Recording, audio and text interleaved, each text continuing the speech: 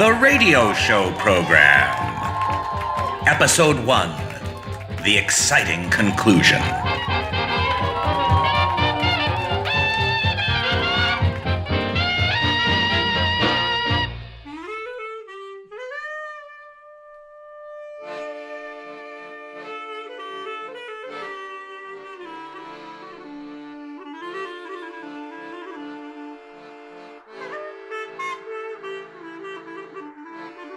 Look at that! I, Abraham, biblical patriarch, have just created this darling ceramic ashtray. Did you ever see such a nice little ashtray? 10 minutes.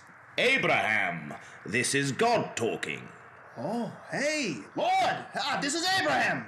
Abraham, I have something very Lord, are you there? Hello? sacrifice your son. So, Oh, hello? Listen, are you there? God? I don't know if you can hear me, but I can hear you. can you hear me now? Can you hear me now? Yeah, now I can kind of hear you. Abraham, can you hear me now? Yes, I can hear you now. I can hear you better. What's up, God? Just saying hello. Abraham, Yeah. do you like me? Do I like you? I mean, do you think I'm really great? Well, sure. Of course, you're God. Of course I think you're great. But do you really love me? Why are you so insecure? I just want to know, that's all.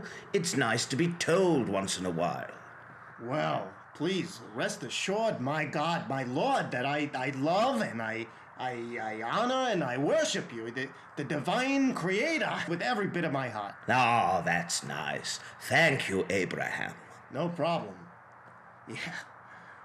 Well, So, since you love and worship your Creator so much, I wonder if you'd just do this one little thing for me. Oh, of course, Lord, anything. Kill the kid. What? Your son, Isaac. I want you to kill him. You know, to prove that you really, really like me. What are you talking about? That's crazy. Of course I'm not gonna kill my own son, Isaac. That's one of the worst things I could possibly do. Are you insane? No, it's just, I really need to know that you really, really, really like me and have faith in me. And I think that would prove it. Okay, well, first of all, that's ridiculous. How would that prove it? Right? It might prove that I'm obedient, as well as a murderer. But in all seriousness, have you gone completely bananas? Bananas, Abraham. What'd I say? Bananas. Bananas. Bananas. Bananas. Look, listen. If you'd be willing to kill your own son just to prove your faith in me, well, that sure would make me feel nice. It would. Because I gotta tell you, Lord, this whole conversation is having the opposite effect. Remember, I am a benevolent force of goodness and light. Yeah, you sound more like a petty, jealous infant with no moral compass or sense of decency. Come on, listen to yourself. Okay? This is what you're saying. If I were willing to murder my son, that would make you feel nice? But you love me. You worship me. Well, that was before you came to me with this horrible idea. I gotta be honest, you lost a few points here. But if you don't slaughter your own child, how will I know you like me? Well, what you're saying here, it makes no sense whatsoever. It's offensive. It's sick. You need help. Now, come on, now, get lost. I have no room in my life for a guy who would be this disrespectful and vicious and stupid. Got it? Piss off. Goodbye. Gewalt. Oh, will you stop crying? I thought you might do what I wanted if I started crying. This is exactly what I'm talking about. Moral compass. You're so thoughtlessly narcissistic that you'd expect me to be moved by your tears and not by the tears of my own child. Seriously, I'm finished with you. It's nished. I'm gonna find something better to believe in. Like what? Well, my family comes to mind. My son Isaac, for example, who I can actually see. I wish I had a son. I'm not sure I trust you around children.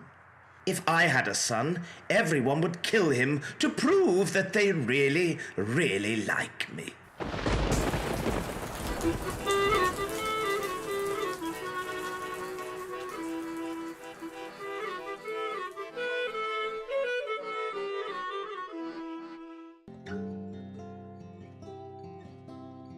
When the sun comes up in America, it's a sunny morning in America. America is a sunny place in the morning, and in America, We believe that tomorrow comes after today. American Bank, because your dreams are like the sun. In the USA, nothing's too big, too tough, or too lumpy. We're pioneers, cowboys, outer spacemen. If you don't think we've got what it takes, we'll punch you in the face. This is the USA, where today is the day after yesterday. USA Bank, do it. I own a small business. That's why I want what's best for people who own small businesses. Owning a small business means you need the tools you need to own your small business tools. And there's only one place you can get that. Mexico. Fantasy Escape packages start at a special price. This is a public service announcement. The Food and Drug Administration recommends that users of the pharmaceutical laxative Intesta seek shelter immediately. America is about family. It's about opportunity. It's about family. And if good old American know-how can put wings on the family of tomorrow, then American opportunity can build your wings in the sky. American Bank, because your dreams are like the sun. This is the USA. We don't seek opportunity, we make it. We don't ask questions, we hit stuff. We say what we're gonna do, and we do what we're gonna say. We say it better than anyone. Our dreams aren't like the sun, they're like a shark. USA Bank, shut up. I had a dream. My dream was to swim with sharks. It was a lot of hard work, but this year in Mexico, I accomplished my dream. That's why I no longer have arms, legs, or a head. Fantasy Escape packages start at an everyday price. Some Americans love their families.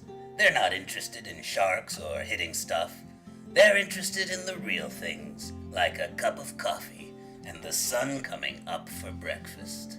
Across green pastures and over foggy mountains, 'neath skies of periwinkle dawn, American Bank salutes the dreamers, the farmers, and you. American Bank, because your dreams are like the sun. This is a public service announcement. Do not use Intesta if you have arms, legs, or a head. I had everything going for me. Great career, close friends, but I had a problem. A problem that affects nearly 1 in 5 Americans on a daily basis. I couldn't poop. That's when my doctor said, Shut up! USA Bank is calling the shots and shooting the calls. Here in the USA, it's about having a can-do spirit, not talking to your doctor. What the hell does he know? That's why USA Bank is cleaning up, clearing out, and giving you 1,000% FGHIJKL wherever you deposit. USA Bank, bank harder. Zach, okay, can I go now? Okay. That's when my doctor said, Phil, I'm gonna make you go. Intesta is a thrice-hourly anal catastrophe that will have you crawling across the floor, screaming, while a veritable fireworks show explodes behind you. Do not use Intesta if you are pregnant or expecting company. At American Bank, there's bacon and eggs and stars and stripes. At USA Bank, there's a pig made of bacon. We know you work hard for a better family tomorrow. Is anyone listening to me? Blood! Geysers of blood! Mexico. Leave your entrails behind you. At USA Bacon Pig House, you can hog your money like a piggy bank man. I own a small business. This is a public service announcement. American Bank, I'm shitting blood! because your dreams Love your family? Sun coming up in the morning? Shitting blood? Try owning a small business. It takes more than brains, smarts, and know-how. It takes the Fantasy Escape Luxury Platinum Experience. Available only to the very best. So expensive, it'll make you happy. are like the sun. USA Bank wants to give you a loan because we're all alone in the USA. I'm sorry, excuse me. A large part of my stomach is now actually outside my body, and really not anywhere near my body. It's in Pittsburgh, and I'm here in Wilkes-Barre. Try owning a small business. That sounds interesting. Where can I learn more? You can learn more if you act now. The sun comes up and it breaks in half, and the moon is inside, and all the stars are inside the moon, and inside each star is America. My stomach is in Pittsburgh.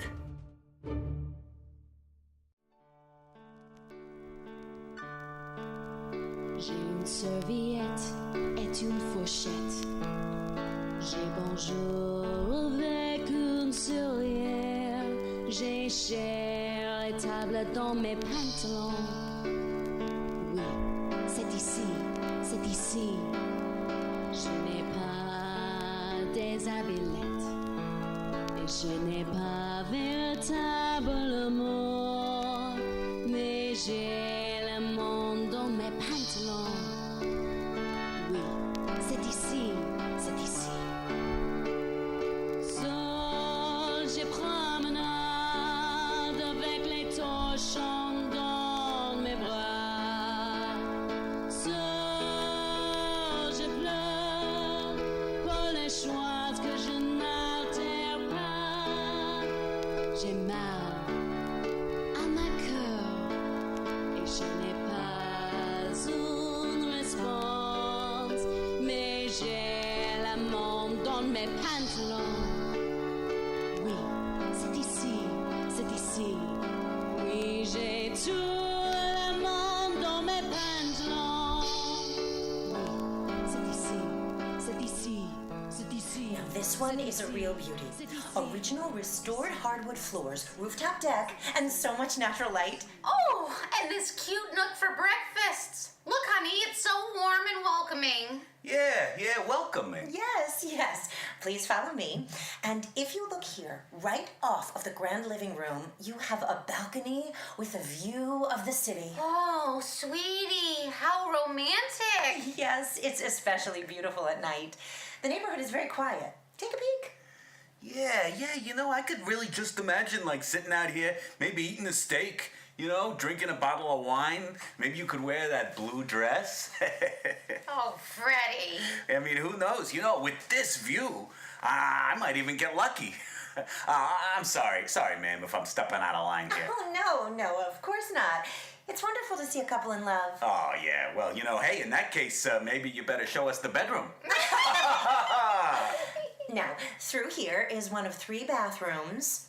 Oh, my word. No, Wow. It's a very impressive bathtub. Whoa, forgive me again here, but honey, are you seeing what I'm seeing? I think I know what you're talking about. These faucets have gorgeous 100% real marble inlay. Ooh.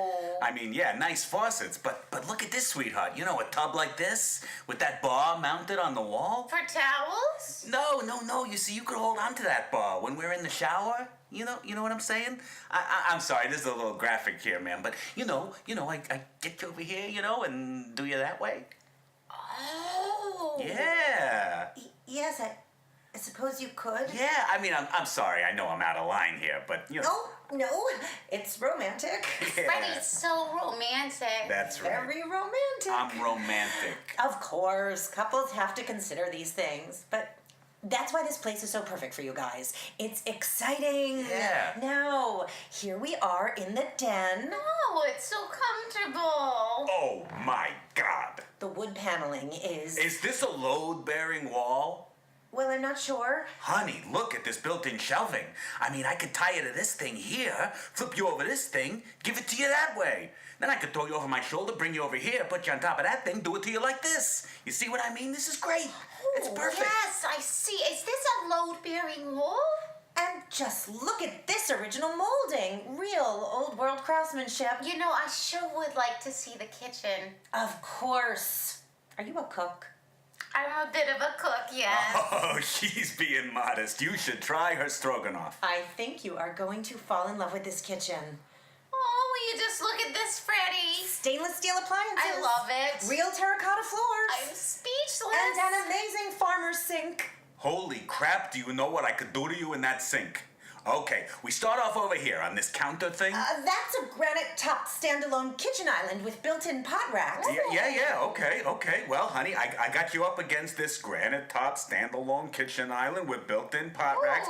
I'm doing it to you like this, you see? That's a good angle for you. And you're up over here like this. Then I flip you over this way, get you in this corner over here by the dishwasher. 100% energy efficient. Oh! Yeah, tell me about it. I mean, she's gonna have one leg over here, one leg on top of this thing. I'll be giving it to her this way. Then I pick her up, take her over to this unbelievable farmer's sink, turn this on, do it that way.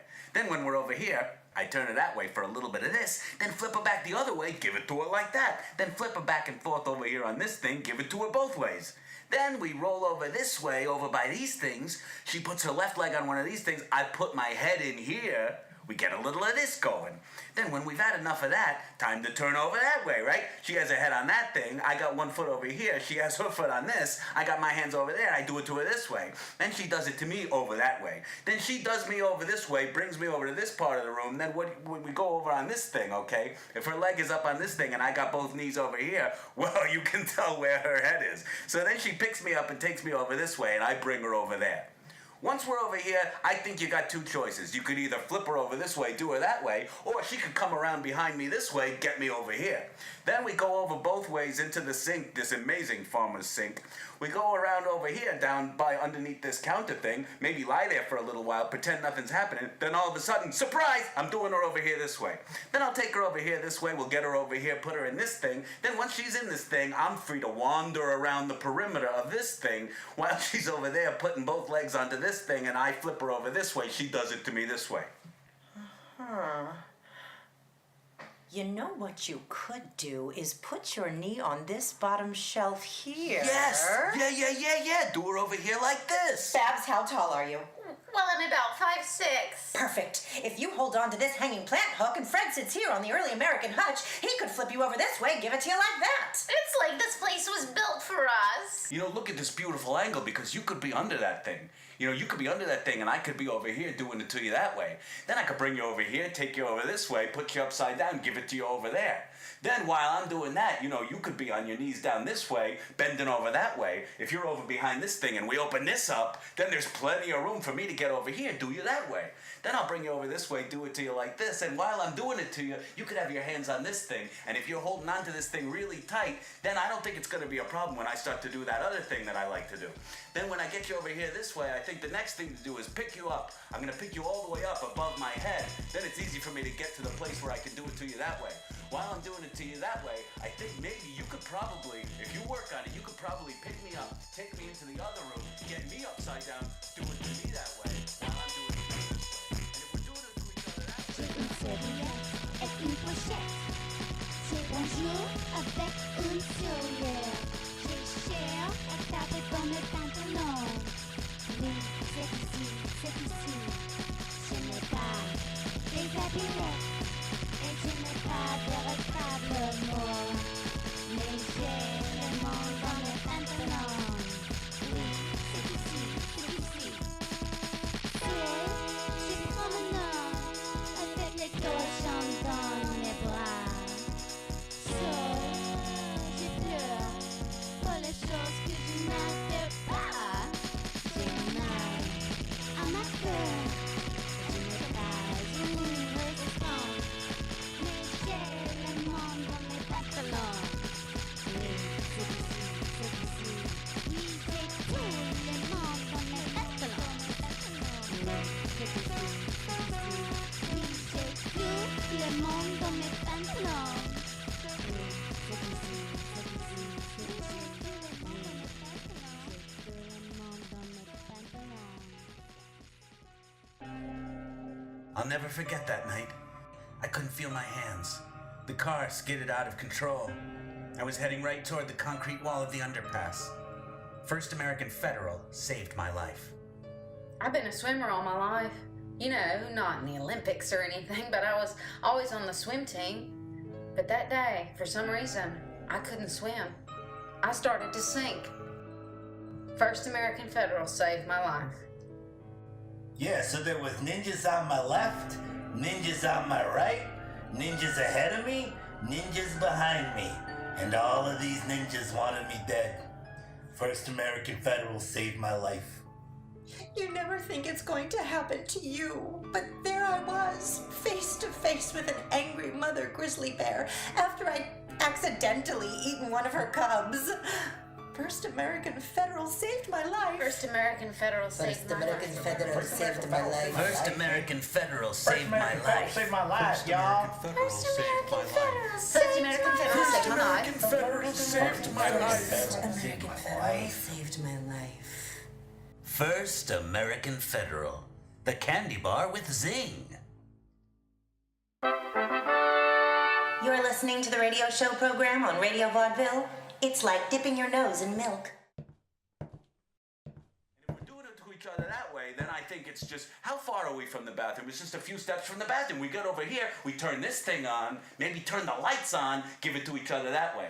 Then while we're giving it to each other that way, I think pretty soon it's going to start to get a little too warm. So we're going to open this up and go out here, make sure nobody's looking, give it to each other that way. Then I'm going to put you over this thing and do it to you that way while you get me over here. Now, if I'm holding your head like this and you're holding onto my feet, I have a feeling we could do it to each other this way for up to 10 minutes. After that, we're going to go into the kitchen back over here around this corner, do it to each other that way. Get you onto this counter thing, flip you over this way, get you over my shoulder, bring you over here, give it to you that way. Then you can do that thing I like over here, and I can do that thing you don't like over here.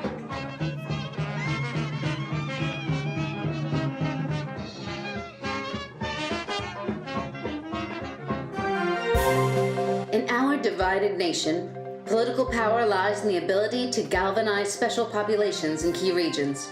Politicos in Washington are attuned to the interests of the Rust Belt, the Bible Belt, or the Corn Belt, depending upon which constituency might decide an election. But one group has been consistently ignored in recent political cycles. Today, we'll meet them and talk about their concerns. These are the Borscht Belt Americans. Here in America's Borscht Belt, you'll find simple, decent people just trying to do their best.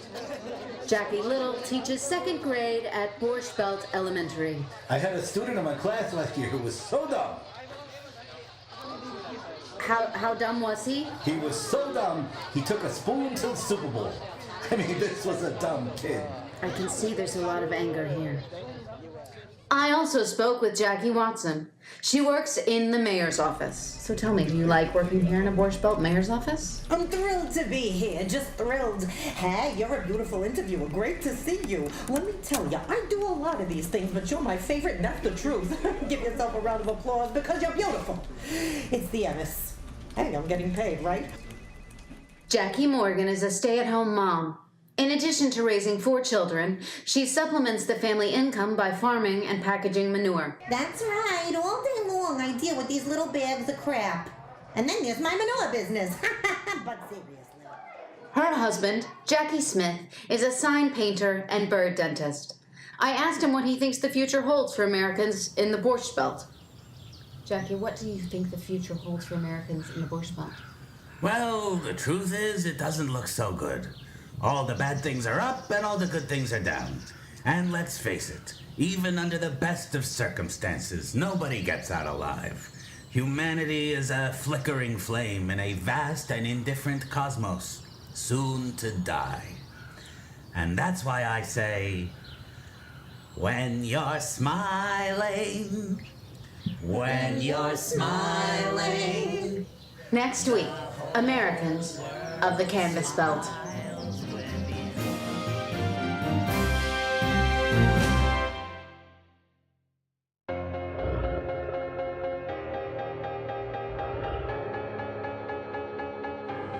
Mega Tiger, Episode 1, The Origin, The Beginning, How It Got Started. Zoologist Clint Catman is returning from a research trip to India, where he's been studying the effect of Broadway cast recordings on the golden langur monkey. Fascinating. They really preferred the original Broadway Evita to the revival. They even sang along, making numerous improvements to the lyrics, correcting rhyme and scansion errors. Dr. Catman? Oh, Dr. Finn Counter. I was reviewing my notes from this expedition, and it's fascinating. May I speak frankly? Please, I'm all ears. Several of your colleagues feel that you're a brilliant scientist who is wasting his talents. The purpose of science is to serve humanity. I have discovered a group of primates with very specific taste. Cut the crap, Catman. Damn it, Bree! You're talking to a fully accredited science doctor. Damn it, Bree! It is well known that all primates prefer the Broadway Evita. That is not the point. You abandoned your pioneering work in the field of genetic engineering. You were on the verge of a major breakthrough, and you walked away. The work you're doing now is a trifle, a distraction. Damn it, Bree. Clint! I know what this is about. It's about Emma, isn't it? Well, think about it, Bree. She was killed by a mouse, which I had genetically engineered to be the size of the Queen Mary. You couldn't have known what would happen. You were trying to use science to serve humanity. Yes. It would have meant a revolution in ocean travel. Ah, hey. What's that in the pocket of my lab coat? Hello, little fella. Look at this, Dr. Finchauter. It's a little baby tiger cub. Oh, he's adorable. He must have fallen out of the tree and landed in my pocket. Well, there's no turning this plane around. I suppose I'll have to take him to the university and get him enrolled in some classes. Better not. Don't forget that your arch nemesis, Dr. Nemesis, is the new head of the science department. That's a good point. I'm not letting Nemesis near this cub. I'll take him home with me. Maybe he'll bring a smile to little Sally's face. Just don't let her get too attached. Remember, it's a harmless little cutie right now, but it's going to grow into a very large and powerful animal. Yeah.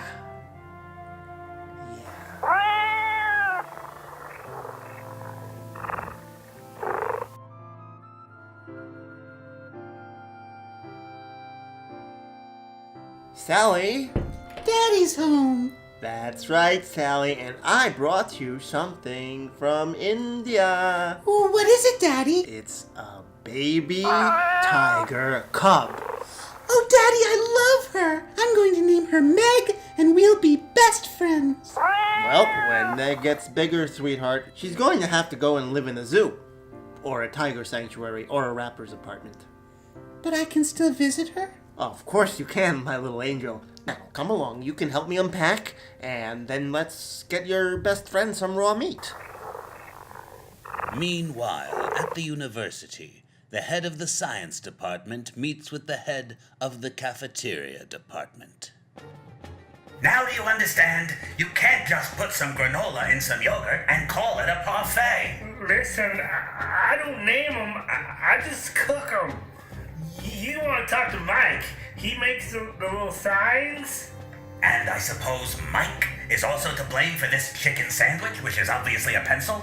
I'll talk to him, Arch. Good, good. Now, please be gone. I have a very important meeting with the government. Dr. Nemesis, thank you for seeing me. Come in, government person. Well, boobs, boobs, boobs. Pardon me? Oh, I'm sorry. I was just thinking out loud. Dr. Nemesis, what I have to say is highly classified. I'm sure I can depend on your discretion. Sure, what the hell? The United States government is seeking to develop a new superweapon capable of large-scale destruction. Oh, that's wonderful. A new bomb? You're close, but no. Gigantic crocodiles, hence the large scales. My God, that's terrible. I know, but hear me out. We're prepared to offer $20 million plus expenses. The CIA knows all about the giant mouse debacle of some years ago. Yes. Dr. Catman had a 6-week contract with Carnival Cruises. By day, he developed a genetically engineered mouse that could cross the ocean with 1,000 human passengers. By night, he headlined a shipboard cabaret tribute to Johnny Mercer. Yes, but something went terribly wrong. He didn't have Moon River in the right key.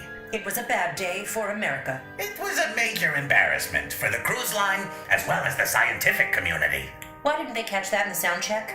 And the genetically engineered giant mouse didn't go so great either. The thing went berserk. Killed 6 people, including Dr. Catman's wife and 2 little children who won a contest at school.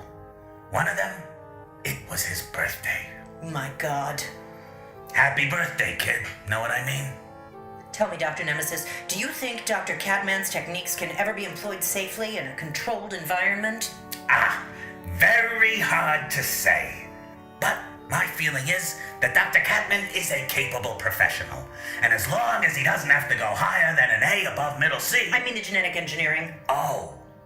I'm asking if you can safely create gigantic combat crocodiles. Piece of cake. Well, that's a relief. It'll mean a lot to the boys at the Pentagon. No, I mean, would you like a piece of cake? Oh, no thank you. Now to your question. I am prepared to guarantee, on behalf of the covert experimental wing of the science department of this university, the 100% safe genetic engineering of gigantic killing reptiles. Excellent. We'll be in touch. After the engineering, you're on your own. Meanwhile, at home, Dr. Clint Catman tucks little Sally into bed. Daddy, thank you for my tiny little tiger. She makes me feel safe. You miss your mother, don't you, Sally? Yes. I miss her too. And I wonder if somehow a part of her spirit is in this little tiger. No, Daddy, that makes no sense. I've got to answer that. Sweet dreams, sweetheart. I love you. I love you too, Daddy. Hello, Dr. Catman. Dr. Catman, it's Dr. Nemesis. Good evening, Doctor. Back from your expedition playing Sondheim for chimps? No, Weber for the golden langur monkey. Well, obviously that does make more sense. But still, I wonder if at this point in your career, you shouldn't be making a bigger splash. Like a gigantic mouse in the water, Nemesis? I'm sorry that was badly put. Listen, I'm gonna level with you. I've just had a visit from the government. The government? They want a genetic engineering genius to create the ultimate weapon.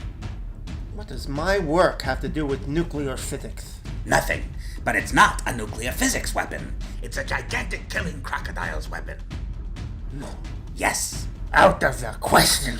In the question. You're mad! Au contraire, I'm crazy. But this is bigger than me. It's bigger than you. Hell, it's bigger than the entire science department. So what do you think, Doctor? Can you make an alligator bigger than the entire science department? A moment ago you said crocodile. Crocodile, alligator, what the hell is the difference? Well, alligators have wider snouts and are found in freshwater areas and then... Why do we even need a different name for that? So, a crocodile with a wide snout is called an alligator. My sister-in-law has a wide snout, but we just call her Phyllis. The point is that your country is asking you to serve. You're the genius, so you tell us if it's a crocodile, an alligator, or my sister-in-law Phyllis. And you build an army of gargantuan killers. Sorry, Nemesis, I pass.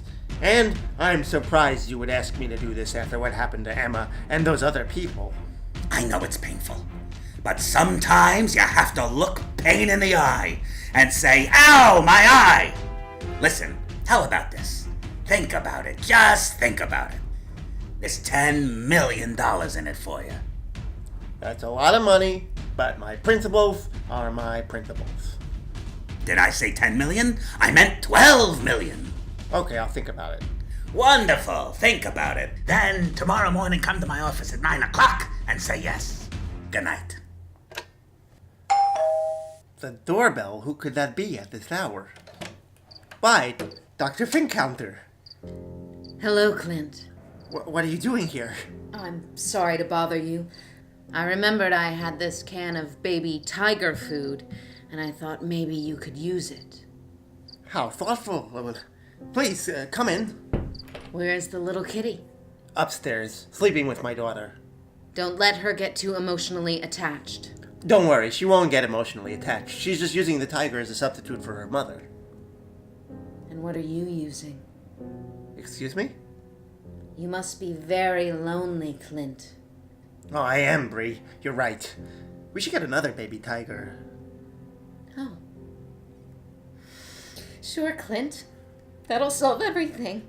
Let's get every wild animal we can find and play show tunes for them. That'll make our pain go away. I'm sorry, Dr. Catman. That was uncalled for.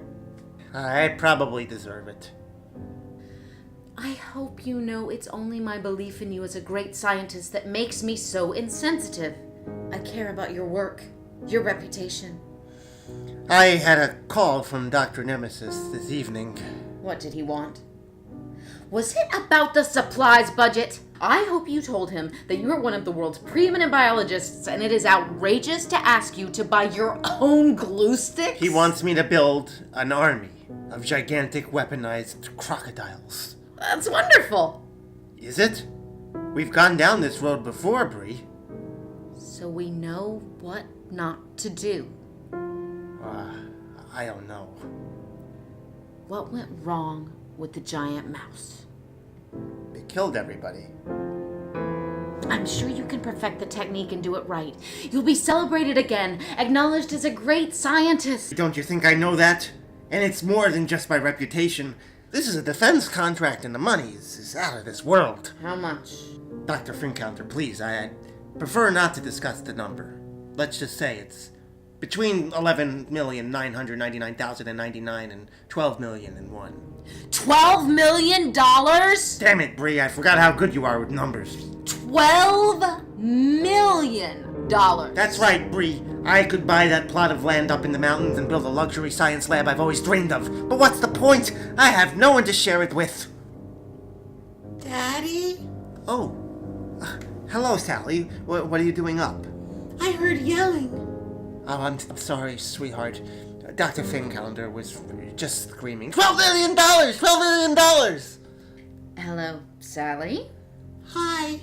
Let's go back to bed now, sweetheart. Everything's fine. Come on, I'll tuck you in. Would you mind if I come along and see the kitty? Is that all right with you, Sally? Yes. Her name is Meg. Is it me, or has that tiger gotten bigger just since this afternoon? Well, these cubs grow quickly. Remember, Sally, one day soon it'll be time for Meg to move to the zoo. No! I want Meg to stay. I feel good and safe with her here. This is what I warned you about. Well, you must understand that we can't have a big grown-up tiger in the house. Then I don't want Meg to ever get bigger and grow up. I want her to be just like this, a little tiger, like a kitten or a small dog. And I want her to stay with me forever. All right, Sally. All right, then. Sweet dreams, my little angel. Dr. Fincounter, I'm going to take the crocodile job. What changed your mind? I'm going to need the resources, the money, the facilities for my own project on the side. Mark my words, Bree, I'm going to make enormous army crocodiles for the government and a permanent miniature tiger cub for my daughter. Are you sure you can do it? Not at all. But that's never stopped me before. That little girl already lost her mother. She's not going to lose her tiger, too. The 12 million will come in handy. You can build your luxury lab. Oh, there's going to be a lot more than 12 million. That's just for the crocodiles. Can you imagine the commercial possibilities of tiny pet tigers? I'm going to be a very successful scientist and a very wealthy man, Bree. Soon, the entire world will marvel at the wonder of Meg, a tiger. What will happen next time when the story continues with episode 2 of Mega Tiger? Find out next time when the story continues with episode 2 of Mega Tiger.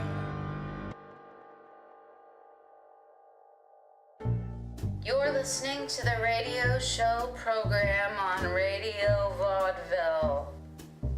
A radio show you can listen to. And now, ladies and gentlemen, Bobby Fass.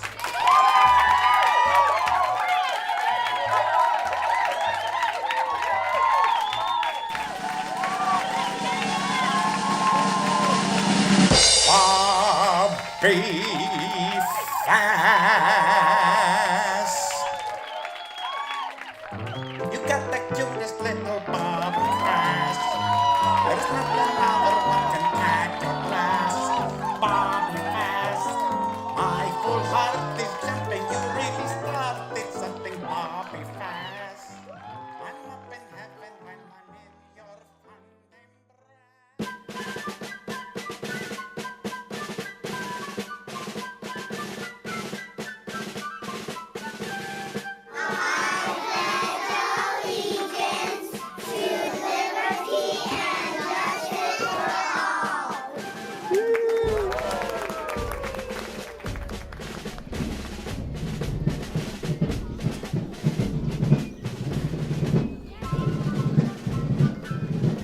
Naysayers be damned. The American Constitution and its Bill of Rights will forever ring the bells of freedom in this land. Uh-huh. Especially that Second Amendment. A well-regulated militia being necessary to the security of a free state, the right of the people to keep and bear arms shall not be infringed. That refers to that musket you're carrying, Maxwell. That's our constitutional guarantee of security. The right to protect our families, and our property, and the families of our property. Look over there. That's that rascal who insulted me in the town square. Quick, Maxwell, the musket! But you know, Maxwell, it's more than that. It's the vital importance of our militia. We can have no security without it, and militiamen must keep and bear arms. Without the Second Amendment, should the Congress wish, it could disarm the militia in favor of a standing army, which is the ultimate tyranny. And until the day a well-regulated militia is no longer necessary to our security, the right of the people to keep and bear arms shall not be infringed. Shit. I missed. It's not as though the concept of a public militia is entirely without precedent. Why, as far back as the 12th century, King Henry II enacted just such an edict. Of course, weapons were primitive in those days. Now we have reached, with the musket, the absolute zenith of the machinery of destruction, and we may depend on all Americans to possess them in the interest of our national security. For in our numbers are the bravest souls in creation. Mr. Madison has written, a militia amounting to nearly 500,000 citizens with arms in their hands, officered by men chosen from among themselves, fighting for their common liberties, and united and conducted by governments possessing their affections, could thus circumstances never be calm. Oh, Roger, surely we can't go on this way. After all, I am a woman and you are a horse. I knew you'd say something like that, Roger. After all, you are a horse. That's why we must end this before it goes too far. What would I tell my parents? Roger is kind, successful, handsome, and oh, by the way, a horse. Well, I hadn't thought of that, Roger. Oh, you are such a smart horse, Roger. Smart and sexy. Why, Roger, it's only noon. Buy a girl a drink first. Oh, that feels wonderful, Roger. You know just how to do it. Oh, no, it's my parents. You don't understand, Roger. They're very conservative, old-fashioned. Joanne, are you home, Pumpkin? Quick, Roger, hide behind that lamp. I will shoot this door, Pumpkin. Mom, Dad, what a nice surprise. Hello, sweet bee. Oh my God, it's a horse. What? No, that's a lamp. Stand back, Barbara. I'll shoot the lamp. No, it's not just a lamp. It's Roger, the love of my life. I don't understand what's happening. It's okay, Barbara. I'll shoot the horse lamp. Mom, Dad, this is Roger. We wish to marry. Not now, Roger, not now. Now wait just a damn minute. I'm an American. I pay my taxes. I lost 2 fingers serving my country fried asparagus at a county fair. And now my very own daughter is telling me that the new man in her life is a damn horse. Oh, no, Dad, no. Roger is a female horse. Yes, the name is confusing. Well, now I have heard it all. So I'm gonna shoot this lesbian horse lamp. No, dear. We must support and accept Joanne. Despite her descent into the dark, godless depths of same-sex equine love passions. It's very nice to meet you, Roger. Well, I still don't know about this. But heck, it's better than what happened to your brother Walter. Oh boy, that's for sure. Roger doesn't know that story. Walter was mauled to death by a rhinoceros. Joanne, Pumpkin, are you happy with this horse? Very. And Roger, you're happy with our little pumpkin Joanne? Well, I think somewhere in the Bible it says something about do unto others. But what does that really mean? Well, Pumpkin, maybe for you, do unto others means marry a lady horse. And if you're happy, if you're both happy, then what the heck? I'm an American. I pay taxes. Oh, what a wonderful speech, darling. Oh, gee, I knew you'd understand. Well, that's true. I didn't think you would understand, but I've learned something. Sometimes the worst kind of prejudice is the prejudice of prejudice. I only have one question, Pumpkin. There's one thing I know. It's that a person can't be happy without sexual satisfaction. Oh, that's true. There is one thing he knows, and it's that. Heck, your mother and I just now in the parking lot. Dad! He doesn't want to hear this. Roger wants to hear it. Am I right, Roger? Atta girl, Roger. This horse Roger is my kind of girl. Well, it's like you two are best friends now. You were talking about sexual needs, dear. Oh, yeah, that's right. Well, me, I like to be cradled like a little baby, then very gently with the tip of an Art Nouveau peacock feather riding crop. Oh, get to the point, dear. And then with the point of the Art Nouveau peacock feather riding crop. Roger, I apologize. Riding crop, Dad? Really? Oh, no, Roger, you don't understand. I'm a horsey. What? A horsey, Joanne. A little horsey. I've always been a little horsey. Stay out of this, Roger. No, that was me, Pumpkin. I said, because I'm a horsey. A little horsey. And furthermore, don't interrupt, Roger. Mom, is this true? Well, yes, dear, it's true. Your father's a little horsey, and he's my little horsey, and I love him very much. And we have sexual needs, Pumpkin. Heck, we're Americans. We pay taxes. I pay my taxes, and I have sex with my little horsey.